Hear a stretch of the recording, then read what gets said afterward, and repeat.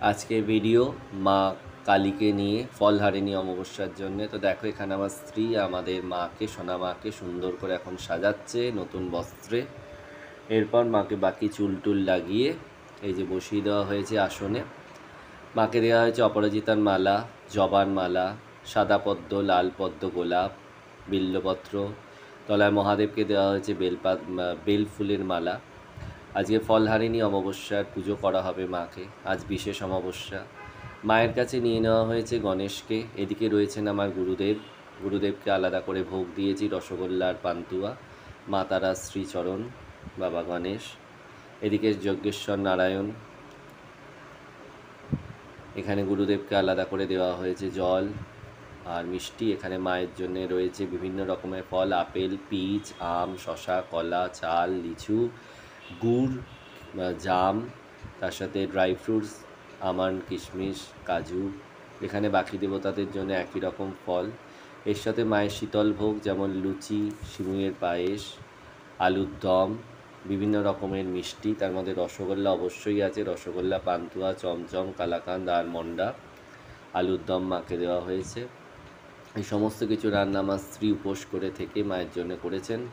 এখানে বাকি দেবতার জন্য রয়েছে একই রকম ভোগ, তবে এই পাঁচ তরকারিটা আলাদা করে এখানে লুচি ভোগের সাথে দেওয়া হয়েছে, কারণ মা কালী আর মহাকাল ভৈরব ছাড়া আর কারুর এখন যেহেতু রাত হয়ে গেছে আর অন্য ভোগ হবে না, সবাইকে এই লুচি ভোগই দেওয়া হবে। লুচি, সিমুইয়ের পায়েস আর আলুর দম, মিষ্টি আর পাঁচ তরকারি, এটাই সমস্ত দেবদেবীদের দেওয়া হবে। শুধুমাত্র মাকে আর মহাকাল ভৈরবকে, এনাদের দুজনকেই শুধু অন্নভোগ রাত্রিবেলা দেওয়া হবে।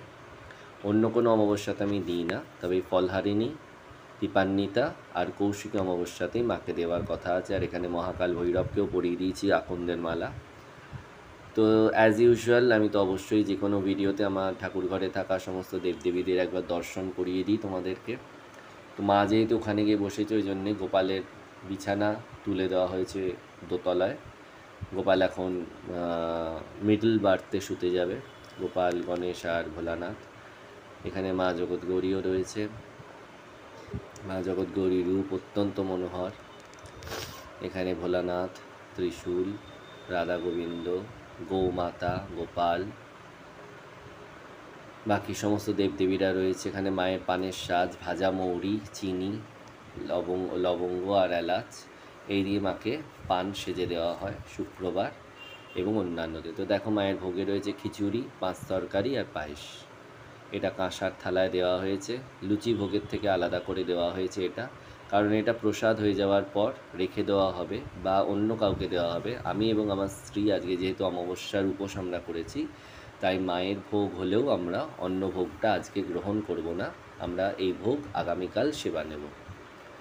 আমরা আজকে মাকে যে শীতল ভোগ দিয়েছি লুচি, সেটা দিয়ে সেবা নেব। এ দেখো, মা তারা শ্রীচরণ নামিয়ে নিয়েছি তাম্রকুণ্ডে। এখানে কেশর শুদ্ধ সাদা চন্দন, লাল চন্দন, সিঁদুর।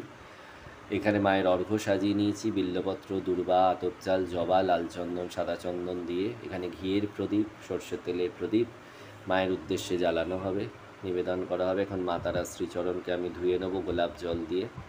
দেখো, মা তারা শ্রীচরণ ধুয়ে তাতে সাদা চন্দন, লাল চন্দন দিয়ে অর্ঘ্য সাজিয়ে দিয়েছি মায়ের চরণে, বিল্লপত্র, জবা, আতপ চাল এবং দূর্বা দিয়ে। এবার মা তারা শ্রীচরণ রেখে দিয়েছি যথাযথ জায়গায়। আমার পুজো প্রায় শেষ। এখানে ঘিয়ের প্রদীপ, সর্ষের তেলের প্রদীপ মায়ের উদ্দেশ্যে জ্বালানো হয়েছে। মাকে দেওয়া হয়েছে অন্নভোগ, তার সাথে দেওয়া হয়েছে মাকে লুচি ভোগ, লুচির সাথে বিভিন্ন মিষ্টান্ন, সিমুইয়ের পায়েস আর আলুর দম। এখানে দেওয়া হয়েছে পান।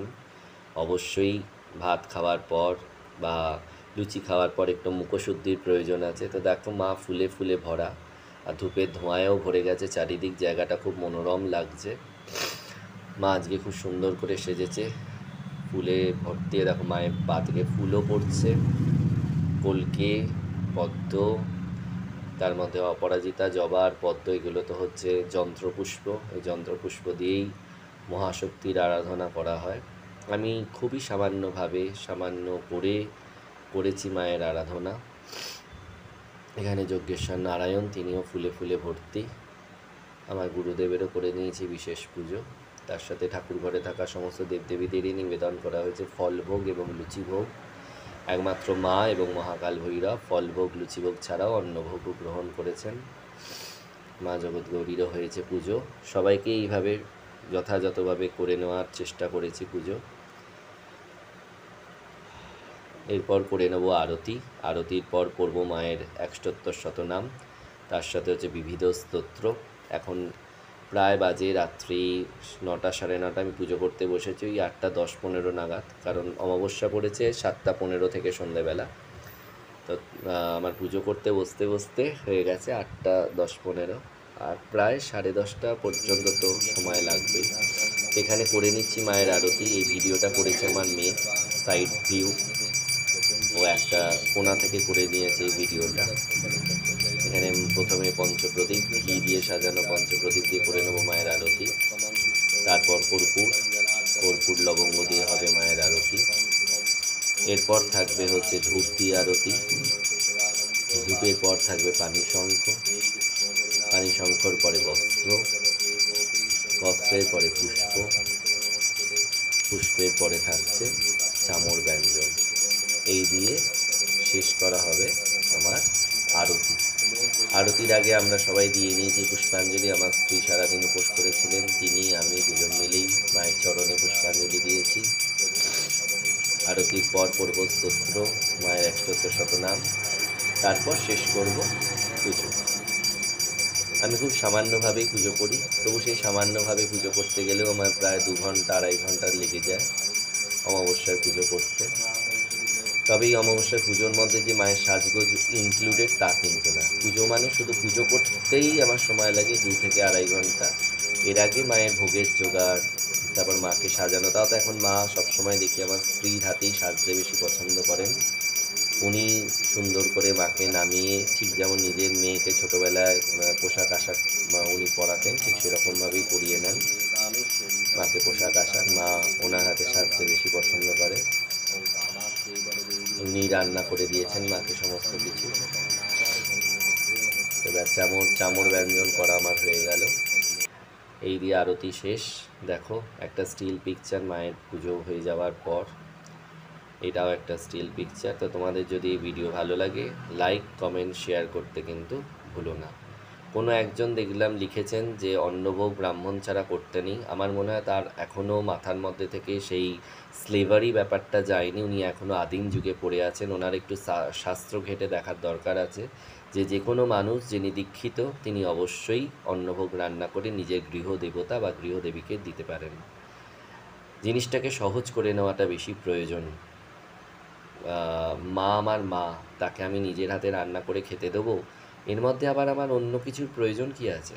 হ্যাঁ, দীক্ষা হলে মানুষ জপ করলে কি হয়, তার অন্তর শুদ্ধ হয়, তার নারী শুদ্ধ হয়, তখন সে পাকদ্রব্য নিবেদন করতে পারে।